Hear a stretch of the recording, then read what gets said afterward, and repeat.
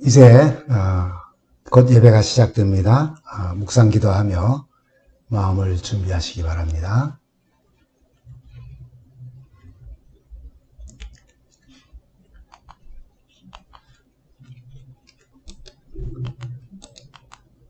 네, 우리 찬미 61장 찬미를 부르며 예배를 시작하겠습니다.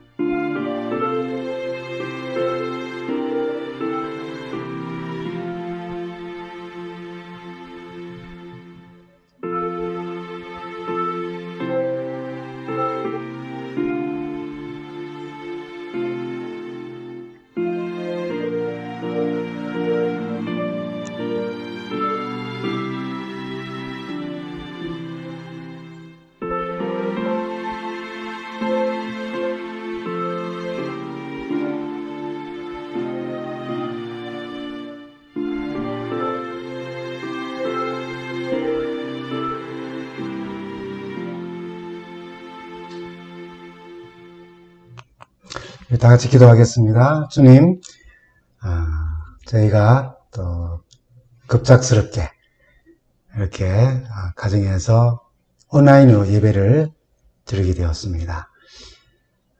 우리가 지금 어떤 환경에 처해 있고 또 어느 곳에 있든지 우리가 예배하는 곳에 우리 주님께서 함께하여 주시옵시고 하나님의 풍성하신 은혜의 말씀이 우리의 마음속에 깊이 뿌리내릴 수 있는 축복의 예배가 되게 하여 주시옵소서.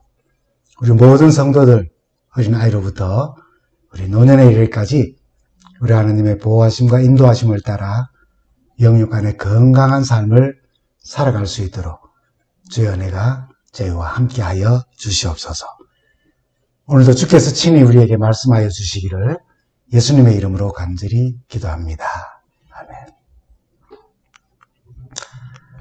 성도 여러분 안녕하십니까? 저희는 이제 갑작스럽지만은 이렇게 또 온라인 예배를 드리게 되었습니다. 우리 다 함께 찬미 한 장을 더 부르도록 하겠습니다. 우리가 부를 찬미는 나의 등 뒤에서 503장 찬미입니다.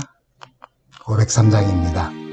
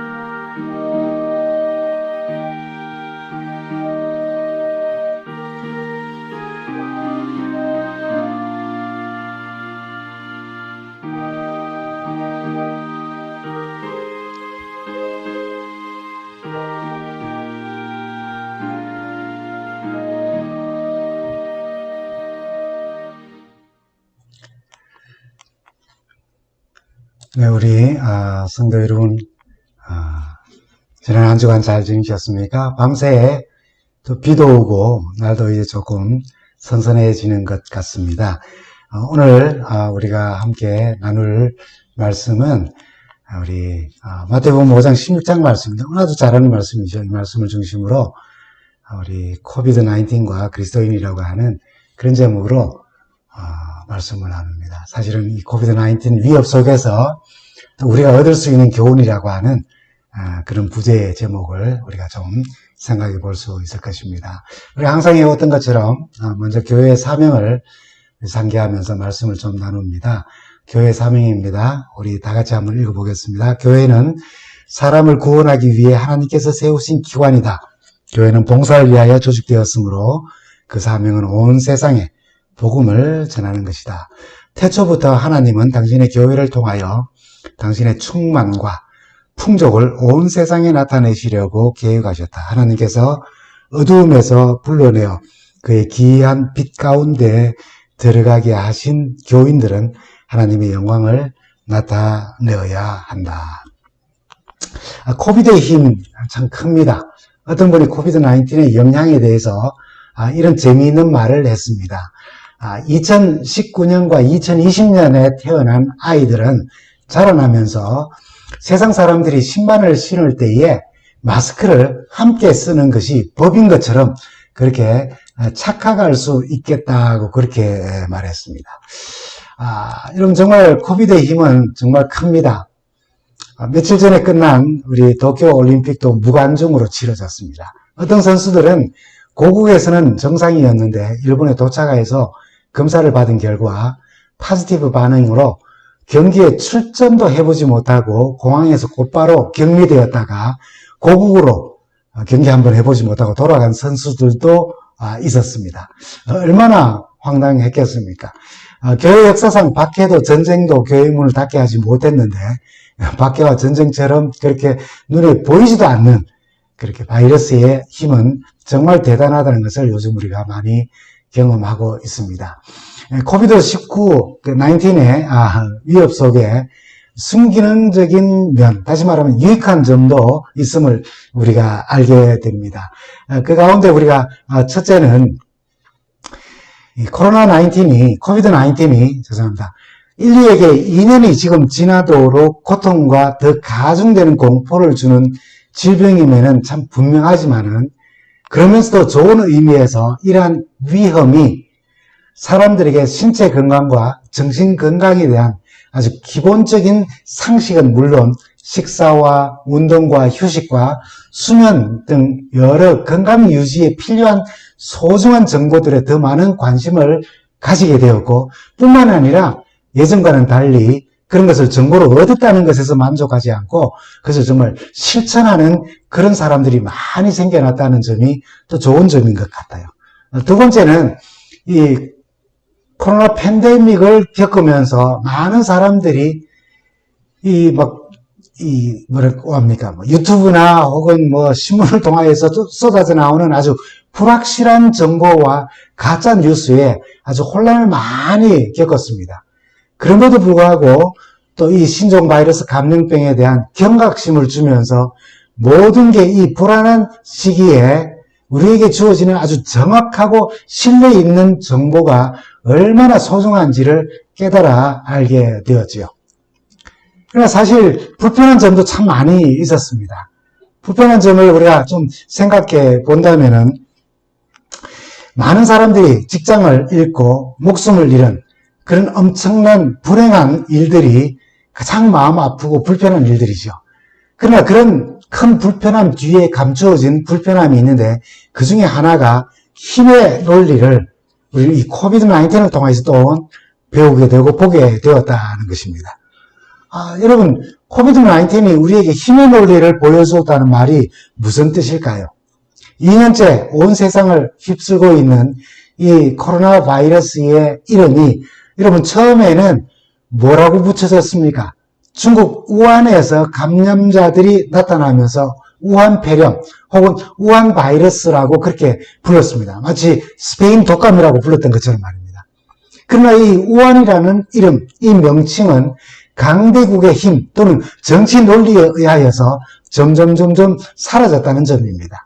정치적 입장에서 우한을 강조하면 강조할수록 반중국 정서가 촉발된다는 우려와 초강대국 행세를 하는 이 중국이 이를 방치하지 않고 어느 순간 슬그머니 우한이라고 하는 이름을 빼고 코비드-19이라는 이름이 쓰이게 되어졌습니다. 그래서 이 코비드-19이라는 말을 우리가 사용하면서 이 못된 질병이 중국 또는 우한 같은 특정 지역에서 시작된 것이 아니라 국적불명의 어떤 실험실이나 알 수 없는 어디에서 난데없이 뚝 생겨난 병처럼 그렇게 여기게 만든 것이죠. 이 발원지도 원인도 흐리게 만들어버린 것입니다. 또 하나는 그리스도인으로서 우리가 느끼는 불편함입니다. 그리스도인으로서 이 코비드-19을 겪으면서 우리가 불편함을 느껴요.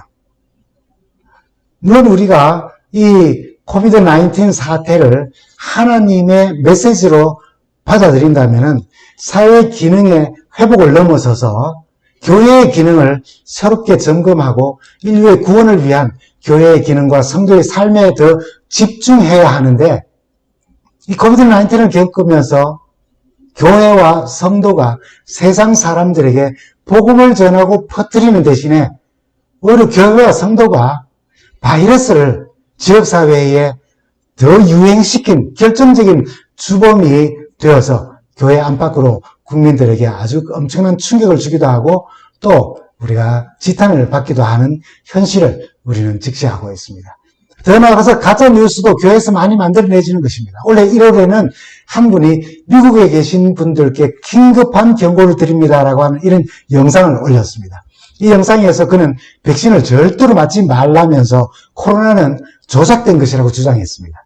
백신을 맞게 하여서 백신을 통해서 인류를 통제하려고 하는 어떤 음모가 있다는 것이에요.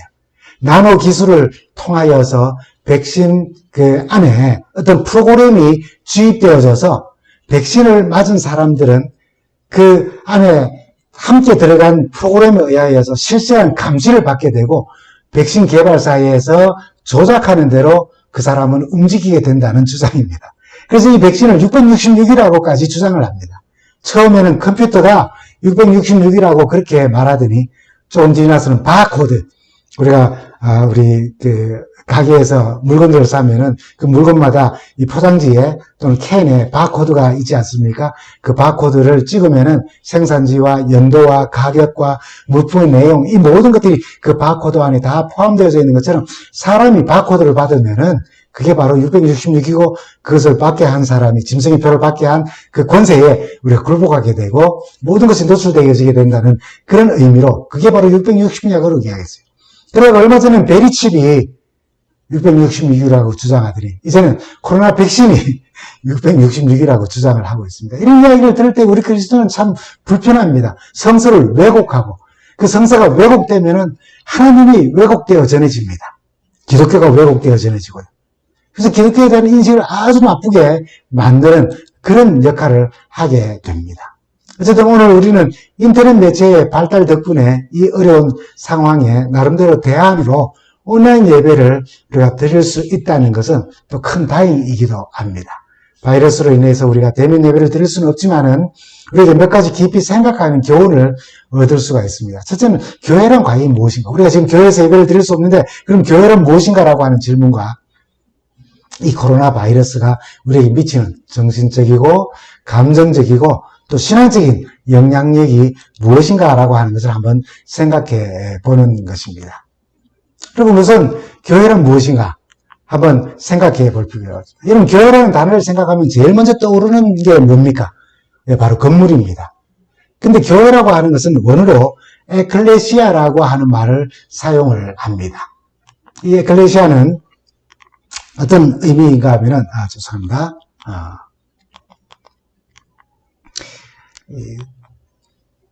불러냄을 받은 자라는 뜻이에요. 이미 다 잘 알고 계시겠지만은, 에크라고 하는, 밖에서라고, 칼레오라고 하는, 부름을 받다라고 하는 말의 합성어입니다. 원래는 아테네 시민의 총회로 민주주의의 어떤 결의사항을 위한 모임인데, 어떤 문제를 결정하기 위해서 아테네 시에서 부름을 받은 시민의 대표, 그 시민들의 모임이란 그런 뜻이 바로 에클레시아라고 하는 단어가 가지고 있는 원뜻입니다. 지금 우리 기독교에서는 그것을 교회라고 하는 단어로 활용하여서 사용하고 있다는 거죠. 그런데 초대교회가 자신들의 정체성을 확정하는 용어로 아테네 시민들의 모임인 이 에클레시아라고 하는 단어를 선택했어요. 교회라고 하는 단어를 어떤 단어로 활용하였을까 하다가 에클레시아라는 단어를 선택했습니다. 부름을 받은 사람들의 모임이라는 뜻이에요. 이 단어는 신약에서 약 한 114번이나 나옵니다. 초대교회가 그들의 정체성을 확정하는 용어로서 교회라고 하는 것을 특징 짓는 단어로서 에클레시아라고 하는 단어를 선택한 이유가 무엇일까요? 초대교회는 건물에 관심이 없었어요. 건물 중심이 아니었다는 것입니다. 왜냐하면 그들은 사명으로 모인 사람들이었기 때문에 그래요. 그 사명은 마태복음 28장 18절에서부터 20절에 잘 나타나 있습니다. 여러분 마태복음 18장 18절부터 20절에 있는 말씀입니다. 예수께서 말씀하시기를 그러므로 너희는 가서 모든 민족으로 제자를 삼아 아버지와 아들과 성령의 이름으로 침례를 베풀고 내가 너희에게 분부한 모든 것을 가르쳐 지키게 하라. 볼지어다 내가 세상 끝날까지 너희와 항상 함께 있으리라 라고 하셨어요. 이 말씀에 근거하여서 모인 무리들입니다. 건물을 지어서 사람들이 모여온 것이 아니라 이 말씀을 근거로 모인 사람들이 이제는 교회라고 하는 건물을 짓고 거기에서 이제 복음 사역을 위한 하나의 이제 교회로서 기능을 이제 다 하게 된 것이죠. 그리고 사도행전 1장 8장에 있는 말씀처럼 성령이 너에게 임하시면 너는 권능을 받고 예루살렘과 온 유대와 사마리아와 그리고 마침내는 땅끝까지 이르러 내 증인이 되리라는 이 약속을 성취하기 위해서 사명으로 모인 사람들이 바로 에클레시아, 부름을 받은 사람들, 교회라고 하는 그런 무리였습니다. 이 사명을 위하여 각 가정에 모였고 각각의 가정은 복음을 나누는 하나의 교회와 같은 역할을 하였다는 것이죠. 사도 바울도 그의 서신에 46번이나 교회를 에클레시아로 표현을 하였습니다. 그 한 예로 각 지역과 교회에 편지를 보낼 때에 문안 인사를 하는 가운데 고린도전서 16장 19절에 있는 말씀을 보면은 그게 이렇게 말했습니다. 아시아에 있는 교회 에클레시아들이 여러분에게 문안합니다. 아글라와 브리사가와 그 집에 모이는 교회 에클레시아가 이렇게 그 집에 모이는 교회는 사람들입니다. 그 사람들 에클레시아가 다 함께 주님 안에서 진심으로 여러분에게 문안합니다라고 그렇게 이야기합니다. 그래서 가정도 건물로 존재하였지만은 그들에게 교회는 에클레시아, 즉 다시 말하면은 불러냄을 받은 사람들이라는 의미를 가지고 있었어요. 그러므로 교회는 예배당이라는 건물보다는 그리스도를 개인의 구주로 영접한 사람들이라는 사실을 우리가 먼저 기억을 해야 합니다.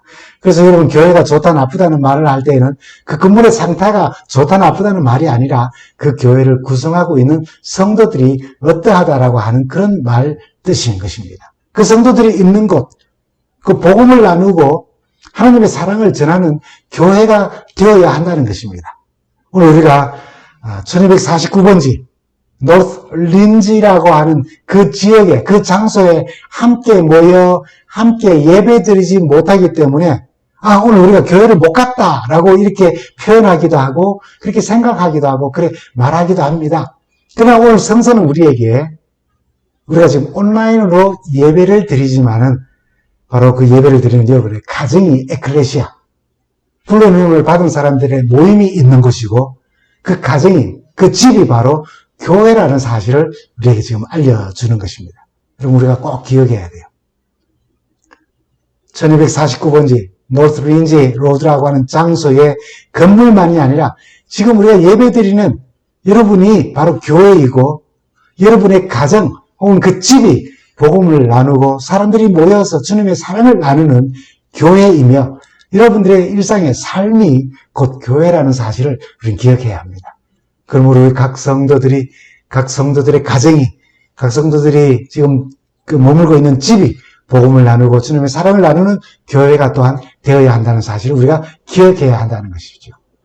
그럼 이제 코비드-19이 우리에게 끼치는 영향력에 대해서 한번 좀 생각해 보고자 합니다. 여러분, 전염병이라는 특징 때문에 코로나 바이러스는 우리의 정신과 감정과 신앙에 영향을 끼칩니다. 왜 그렇습니까? 이 전염병이라는 특징 때문에 누군가가 코로나 바이러스에 걸렸다라고 하는 사실을 알게 되면 그 사람에 대한 배척과 또 때로는 혐오가 생길 수가 있습니다. 원망도 생길 수가 있어요. 불평도 우리 마음속에서 일어납니다. 왜 그렇게 했을까라고 하는 그런 생각도 듭니다. 이런 상황은 오히려 그런 생각을 함으로써 나의 감정과 나의 정서와 내 정신과 내 신앙에 상처를 입히게 되고 신앙생활에 영향을 받게 된다는 것이죠. 이럴 때 오히려 우리 그리스도인들은 주님 십자가 사랑을 받고 배운 삶을 우리가 실천할 기회라는 사실을 우리가 기억하면 참 좋겠습니다. 주님은 아픈 사람들이 주님을 찾아왔을 때에 왜 이렇게 되었는지, 왜 삶을 똑바로 살지 못했는지, 왜 그런 위험한 곳에 갔는지 이런 것을 따지고 책망하지 않으셨어요. 내가 지금 몇 번이나 너를 고쳐줬는데 라고 그렇게 하지 않으시고 좀 똑바로 살지 이게 뭐냐라고 그렇게 하지 않으셨어요. 이 불쌍한 사람을 어떻게 치유할 것인지에 마음을 두시고 친절하고 아주 따뜻한 마음으로 애정어린 손길로 그 상처를 어루만져 주시면서 그들을 고쳐주셨습니다. 우리가 주님을 믿는 사람들입니다. 그리스도인들입니다. 크리스찬이란 말은 그리스도께 속한 사람이고 그리스도를 닮은 사람들이란 뜻이에요.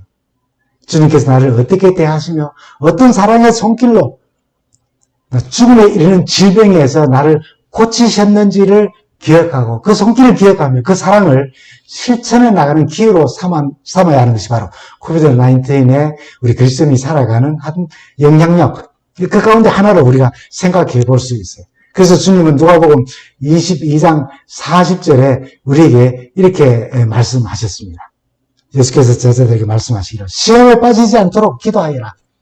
당시 제자들이 직면한 이 기도해야 할 시간에 예수님은 지금 겟세마네에서 십자가를 눈앞에 두고 기도하고 있는데 잠에 빠져 있기 때문에 육신이 연약해지는 그 시험만을 말씀하신 것은 아닙니다.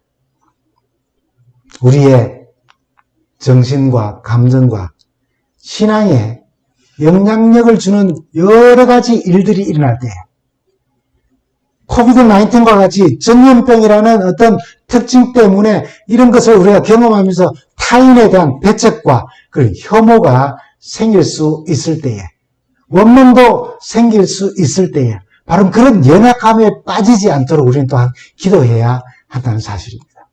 코로나 바이러스뿐 아닙니다. 우리가 걱정과 염려와 힘든 시간을 보낼 때에 바로 그때 우리가 겪을 수 있는 신앙의 손실의 그 위기를 잘 극복할 수 있도록 시험에 빠지지 않도록 기도해야 할 때라고 주님은 우리에게 가르쳐 주신 것입니다.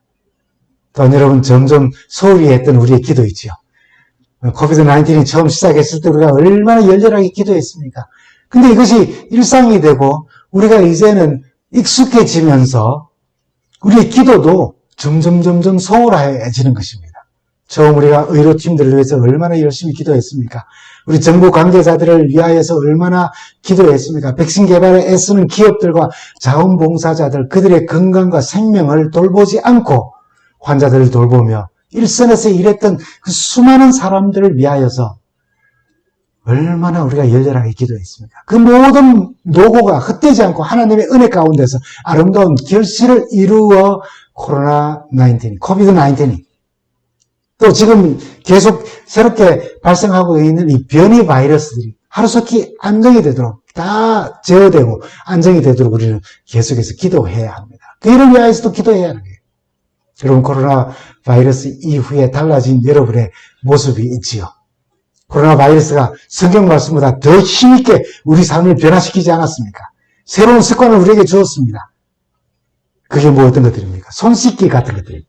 손바닥뿐 아니라 손톱 밑까지 꼼꼼하게 씻는 일들을 우리로 새로운 습관을 가지게 했어요. 성경 말씀에 그런 말씀이 있다 할지라도 우리 잘 듣지 않을 건데 코비드-19는 코로나 바이러스는 우리에게 그런 새로운 습관을 가지게 했습니다. 기침할 때 우리 아무 허공에 대고 사람 앞에서 막 하지 않습니다. 이제 옷소매로 가리고 합니다. 방송이나 뉴스에 큰 관심을 가지고 보면서 지금 상황이 어떻게 변하는지 자주 체크합니다. 그만큼 우리가 성경을 보면 얼마나 좋겠어요. 그럼 우리 뉴스를 그렇게 더 자세히 봅니다. 이곳저곳에서 정보를 얻어서 면역력을 키우는 음식이나 보조식품이나 약품을 섭취하기 시작합니다. 왜입니까? 단도직입적으로 말하면은 내가 죽을까봐입니다. 내가 죽을까봐. 바이러스로 인해 달라진 모습. 새롭게 생긴 습관처럼 정말 우리 영혼의 건강과 영원한 생명 얻음에 대해 이렇게 민감하게 죄에 대하여서 대응하고 예방하고 죄의 유혹들을 이기는 면역력을 키워나가야 할 거예요. 코로나 바이러스는 우리의 삶을 바꾸고 있습니다.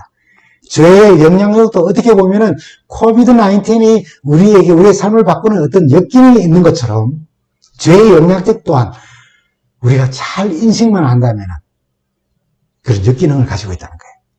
코로나 바이러스의 위험이 우리의 삶과 습관을 바꾸는 것처럼 죄의 무서움, 그 위험도 우리가 감지할 수만 있다면, 그리고 그것이 얼마나 더럽고 추하며 위험하고 내 생명을 잃게 할 수 있다는 사실을 안다면 그것 또한 우리의 삶을 바꾸고 우리를 변화로 향하게 하는 그런 역할을 할 수가 있다는 말입니다.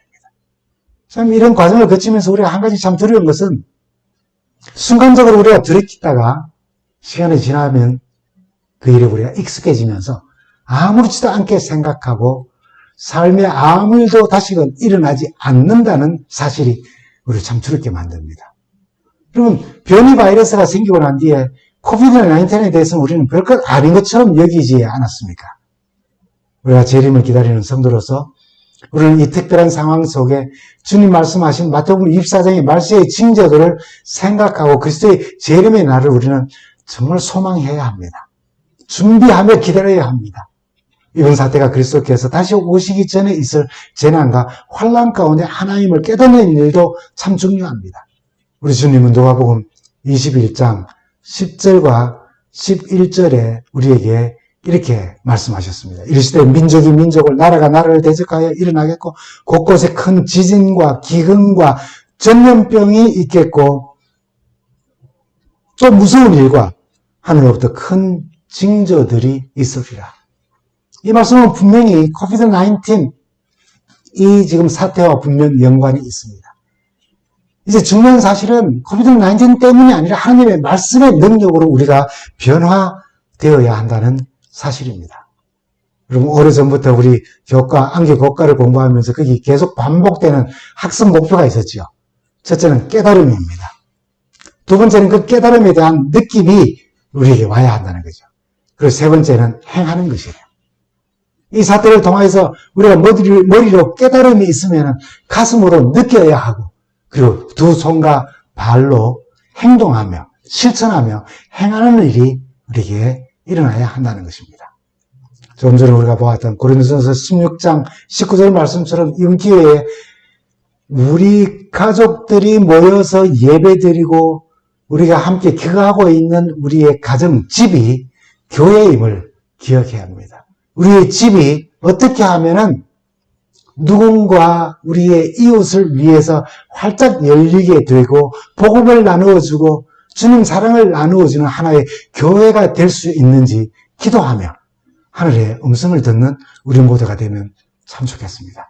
또 22장 40절의 말씀처럼 시험에 빠지지 않도록 기도하여라 하신 말씀처럼 코비드-19의 위기 때문에 우리의 일상 속에서 화나는 일도 생기고 짜증나는 일도 생기고 여러저러 이런 소식들을 들려올 때에 우리로 하여금 마음속에 불안한 마음이 생길 때에 그래서 누군가를 향해서 비판하고 싶고 비난하고 싶고 그런 시험에 빠지게 될 때에 그런 시험에 빠지지 말고 그 시간에 그 위기를 잘 극복하고 정신과 우리의 감정과 우리의 신앙에 상처받지 않도록 또 신앙의 힘을 잃지 않도록 깨어 기도하는 그리스도인이 되면 참 좋겠습니다.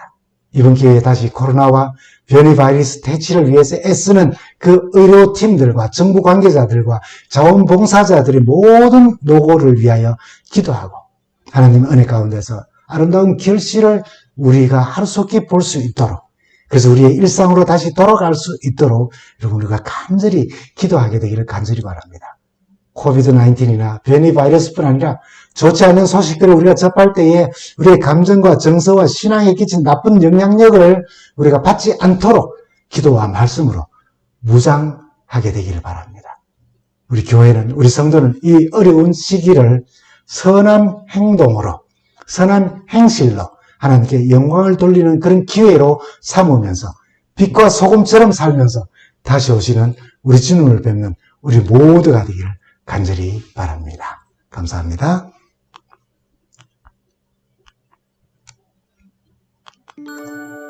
준비하신 여러분 헌금을 다 함께 드리도록 하겠습니다. 네, 준비하신 헌금을 드리겠습니다.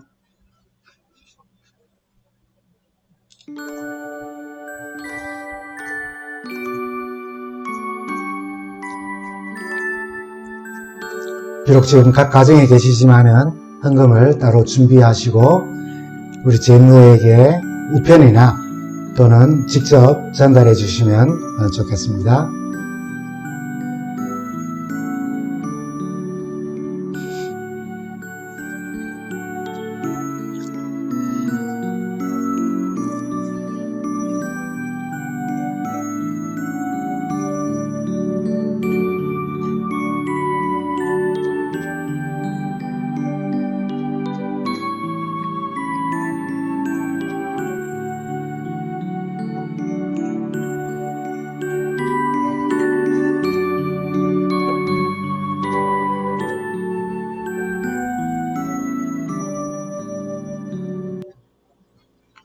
다 같이 기도하겠습니다. 주님 감사합니다. 비록 우리가 교회에서 대면에서 예배드리지는 못하지만은 또 이렇게 각 가정에서 온라인으로 예배를 드리며 하나님의 음성을 듣게 하시고 또 코비드-19 또 변이 바이러스 이런 위험 가운데 교회란 무엇이며 또 우리 그리스도인이 이런 위기 가운데 어떤 삶을 살아야 할지를 말씀 가운데 나누게 해주셔서 감사합니다. 우리가 깨달았다면은 우리 가슴으로 느낌을 가지게 하시고 결국 우리의 손과 발이 움직여서 실천하는 우리 신앙인들이 되도록 주님 축복하여 주시옵소서. 코로나 바이러스로 인하여서 어려운 가운데 있는 분들을 건강하도록 주님 회복시켜 주시고 그 사역을 위해서 애쓰는 모든 팀들에게 하나님 은혜가 함께 하시며 우리 교회도 다시 문을 열고 대면하여 예배 드릴 수 있도록 주의 인도하심에 함께하여 주시옵소서. 우리 모두가 주님과 동행하는 참 좋은 하루 그리고 한 주간 보내게 하여 주시기를 예수님의 이름으로 간절히 기도합니다. 아멘. 우리 교우 여러분 한 주간 또 행복한 주님과 더불어 동행하는 참 좋은 한 주간 보내시고 또 다음 주 교회에서 우리 모두가 뵐 수 있으면 참 좋겠습니다. 감사합니다. 우리 한 주간 잘 보내시고 좋은 또 안식일을 우리가 맞으며 교회에서 뵙도록 하겠습니다. 감사합니다.